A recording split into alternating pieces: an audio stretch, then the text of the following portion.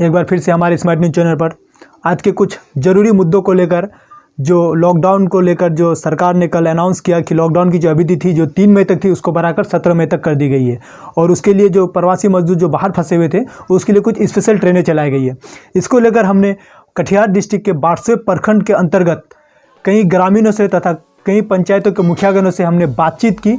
और इसी बीच हमने एक शख्स से बात किया जिनका नाम है मोहम्मद हजीक हसन अंसारी उर्फ अब्बन साहब, जो लगातार 2006 से लेकर 2016 तक ब्यूगर पंचायत के समिति रह चुके हैं। इसी बीच वो 2008 से लेकर 2016 तक 2 बार प्रखंड प्रमुख भी रह चुके हैं। अभी वर्तमान 2016 से लेकर अब तक शिकारपुर पंचायत के मुखिया है। ऐसे में उनका क्या राय है लॉकडाउन को लेकर, जो प्रवासी मजदूर उनको लेकर, उनके मुँह से ही आप खुद सुन लीजिए।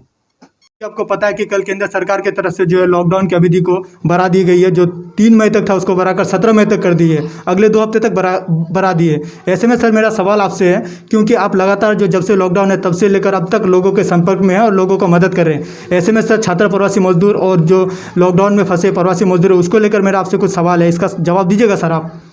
हाँ पूछिए, हम लोग तो अभी इस तरह के सवालों को ही झेल रहे हैं, पूछिए। जी, मेरा पहला सवाल सर आपसे ये है कि जैसे कि आपको पता है सर, जो अचानक देश में इतना बड़ा फैसला ले लिया जाता है कि 21 दिनों का लॉकडाउन लगा दिया जाता है, तो क्या सर इसके लिए केंद्र सरकार को प्रॉपर प्लानिंग नहीं करनी चाहिए थी? इस विषय में आप क्या कहना चाहेंगे सरकार से? केंद्र सरकार का ये फैसला ही बहुत ही गलत निर्णय है। निर्णय गलत है। ये लॉकडाउन लगाना ठीक था, लेकिन ये सही समय इसके लिए उपयुक्त समय नहीं था। और जब ये लॉकडाउन देश में लाना चाहिए था, जब इस महामारी की सूचना देश को देना चाहिए था, यहाँ के मजदूरों, प्रवासी मजदूर जो हैं, छात्र जो बाहर पड़े हैं, उनको जब सूचना देना चाहिए था। ये भाजपा सरकार मध्य प्रदेश में सरकार बना रही थी। ये मध्य प्रदेश में सरकार बनाने और गिराने का खेल खेल रही थी और जनता परेशान हुई इनके इन निर्णयों से। ऐसे में सर मेरा एक सवाल और बनता है सर, कि जैसे कि आपको पता ही होगा सर, जो यूपी के मुख्यमंत्री योगी आदित्यनाथ है वो अपने छात्र जो राजस्थान कोटा में फंसे थे उनको लाने के लिए सर 300 बस भेजते हैं और सही सलामत उसको अपने राज्य में लाया जाता है सर। ऐसे में बिहार सरकार से सर आपका क्या, बिहार सरकार को क्या कहना चाहेंगे कि क्या बिहार के जो छात्र फंसे हैं राजस्थान कोटा में उनको लाने के लिए क्या सरकार को कोई कदम नहीं उठाना चाहिए था? इसमें आप क्या कहना चाहेंगे? बिल्कुल उठाना चाहिए। मुझे लगता है कि ये बिहार की सरकार निकम्मी और निर्लज सरकार है। शर्म नहीं इन सरकारों को। और दरअसल बात ये है, ये दो इंजन की सरकार है, 2 पहिए की सरकार है। और जदयू और भाजपा में बैडमिंटन खेल रहे हैं लोग।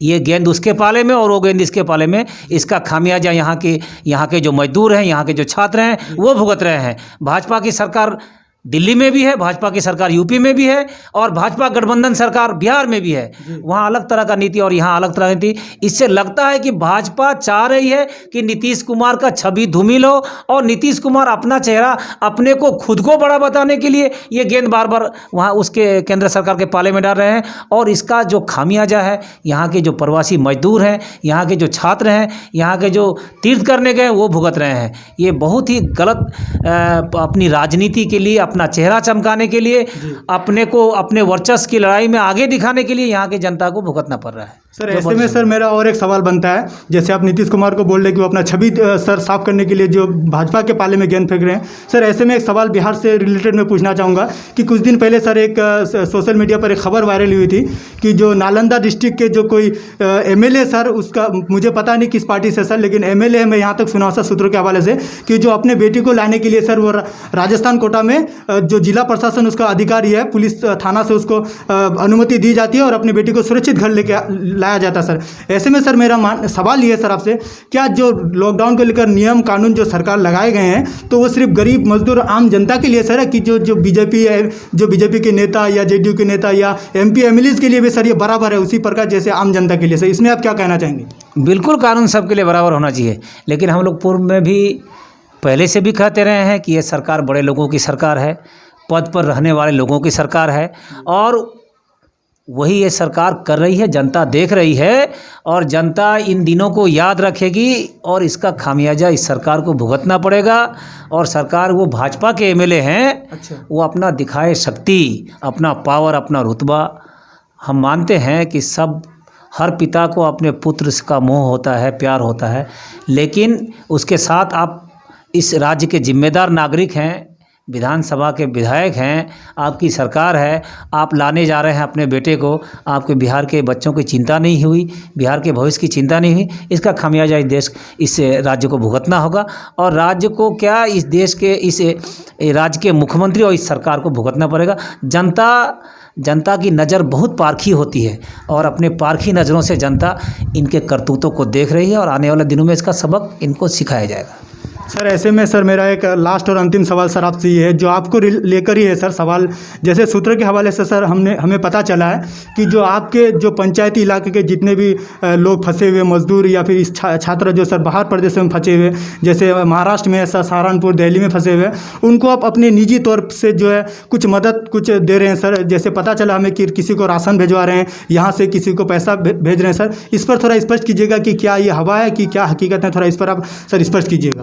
देखिए, हम लोग बहुत छोटे लोग हैं, बहुत छोटे पद पर हैं, लेकिन जो भी जिस पद पर है उसको अपनी जिम्मेदारी का एहसास होना चाहिए, और अपने पद के हिसाब से उसको, अपने प्रतिष्ठा के हिसाब से, अपने कद के हिसाब से काम करना चाहिए। और मैं मानता हूं कि मैं ही नहीं, जो भी हमारे पंचायत के या हमारे इलाके के जो लोग हैं, जो समृद्ध लोग हैं, जिनको जो कद है, जिनकी जो हस्ती है, उसके हिसाब से आज के दौर में लोगों को मदद करना चाहिए। और मैंने भी एक छोटी सी कोशिश की थी कि हमारे जो पंचायत के लोग हैं वो अन्य प्रदेशों में हैं, अगर उनको कहीं कोई तकलीफ़ हुई है तो कोशिश की एक छोटा कि लोगों को तकलीफ़ ना हो, एक छोटी कोशिश हमने भी किया है। और हम आपके चैनल के माध्यम से आग्रह भी करेंगे अपने इस क्षेत्र के लोगों से कि जो भी समृद्ध लोग हैं, बड़े लोग हैं, वो आगे आएँ और इस दौर में, इस कठिन दौर में गरीबों और निसहाय लोगों को मदद करें। और अभी जो सरकारें ये रेल चलाने का बात कर रही है, तो उसमें एक बात है कि ट्रेन का किराया दे के आना पड़ेगा। बहुत लोग ऐसे हैं मजदूर जिनके पास किराए का पैसा नहीं है। हम आपके चैनल के माध्यम से आग्रह करेंगे कि लोग आगे आएँ और कुछ लोगों को मदद करें जो अपना किराया वहाँ दे सकें। बाकी हम अपने स्तर से जहाँ तक होगा हम करेंगे, और हम कर भी रहे हैं और करेंगे भी। इसमें हम लोग पीछे नहीं हटेंगे। सर ऐसे में सर और एक मैं लास्ट आपसे ये सवाल पूछना चाहता हूँ सर जी, लॉकडाउन को जो सर अगले 17 मई तक इसको बढ़ा दी गई, अगले 2 हफ्ते तक सर, इसको लेकर अपने सर आसपास के जो बारसवे प्रखंड के अंतर्गत है सर, इसको लेकर आप क्या संदेश देना चाहेंगे जो लोग लॉकडाउन का उल्लंघन कर रहे हैं, ग्रामीणों में खास कर सर जो नहीं सुन रहे, लॉकडाउन का वैल्यू उन लोगों को नहीं पता है, क्योंकि बिहार में जो अभी केस बड़ी चिंता का विषय है सर, जिस प्रकार कोरोना वायरस का केस पॉजिटिव होते जा रहा है। और कटिहार जिला में भी कल सर हम लोग का 2 केस पता चला सूत्र के हवाले से कि 2 केस पॉजिटिव हैं। इसको लेकर सर आप लोगों को क्या संदेश देना चाहेंगे? देखिए, ये एक महामारी का दौर है, और ये एक महामारी है, इसको हल्के में नहीं लेना चाहिए मेरे ख्याल से। और कल शाम को जो पता चली एक बात की, कुर्सेला और कदवा ब्लॉक के रतनपुरा में 2 केस मिला है, तो उसमें पता चला है कि अजमेर से आया हुआ एक मजदूर परिवार था। फिर भी तो अब आपके ज़िले में एंट्री हो गई है, लोगों को लॉकडाउन का पालन सख्ती से करना चाहिए, और कोशिश यही किया जाए कि घरों में रहा जाए, घर से नहीं निकला जाए बाहर, और ज़रूरत के हिसाब से निकला जाए। और अगर इसका पालन नहीं करेंगे हम लोग, सोशल डिस्टेंसिंग का पालन नहीं करेंगे, एक व्यक्ति से व्यक्ति को दूरी बना के रखना होगा, और वो नहीं रखने से हमारा जो क्षेत्र है गरीब और ख़ास करके पढ़े लिखे लोग कम है, तो इसका खामियाजा हमारे क्षेत्र को भुगतना पड़ सकता है। इसलिए अभी से ही हम लोग को सतर्क रहना चाहिए। और हमने तो अपने पंचायत में एक रजिस्टर भी बना दिया है कि जो भी लोग बाहर से आएंगे उनका नाम अंकित किया जाएगा उसमें, और उसकी सूचना तुरंत प्रशासन को दिया जाएगा। और हम लोग तत्व हैं, हमारे जो वार्ड सदस्य हैं, आंगनबाड़ी सेविका, सहायिका, सभी बहुत तत्पर हैं, और लगातार हम लोग खबर रख रहे हैं। और हम लोग कोशिश कर रहे हैं कि क्षेत्र का दौरा किया जाए। और आपके चैनल के माध्यम से एक खबर ये भी, एक मैसेज हम देना चाहेंगे हमारे क्षेत्र की पुलिस को, कि कोई आदमी अगर रास्ते में अकेला कहीं जा रहा है तो उस पर लाठी बरसाने का काम पुलिस ना करे। अकेला कोई कहीं जा रहा है तो वो सोशल डिस्टेंसिंग का पालन कर ही रहा है, उसको आप पूछ लीजिए कहाँ जा रहा है और किस काम से जा रहा है। अकेले घूमते लोगों पर लाठी बरसाने का काम पुलिस नहीं करे। अगर जनता का आक्रोश टूटेगा तो फिर हम लोग भी पुलिस के काम नहीं आएंगे। ये मैसेज हम यहाँ की पुलिस को भी देना चाहेंगे। धन्यवाद। चलिए, ये था हमारे साथ में कैमरामैन रिहान गनी, और हमारे साथ अभी जुड़े थे बारसोई के जो मोहम्मद हजीक हसन अंसारी उर्फ अब्बन साहब, जो 2006 से लेकर 2016 तक लगातार जो बिगोर पंचायत से 2 बार समिति रह चुके हैं, और उसी बीच 2008 से लेकर 2016 तक जो बारसोई प्रखंड प्रमुख भी रह चुके हैं। अभी वर्तमान में 2016 से लेकर शिकारपुर पंचायत के मुखिया पद में हैं। और मैंने बारसोई प्रखंड के कई ग्रामीणों से बातचीत किया। आइए जानते हैं ग्रामीणों का क्या राय है इस लॉकडाउन को लेकर।